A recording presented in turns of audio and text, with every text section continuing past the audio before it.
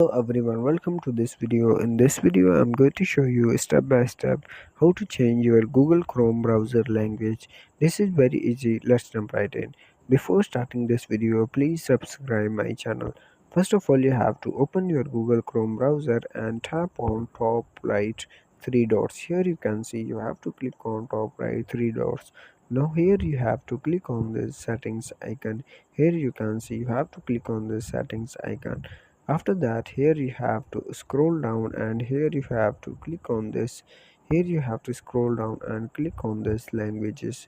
When you click on this languages, here you have to select your language. To select your languages, you have to click on this add language and here you have to select your language which you want to change your language. For example, I want to select this United Kingdom. After that, you have to go back. In this way, you can change your language on Google Chrome browser. Thanks for watching this video. Please subscribe my channel. See you in the next video.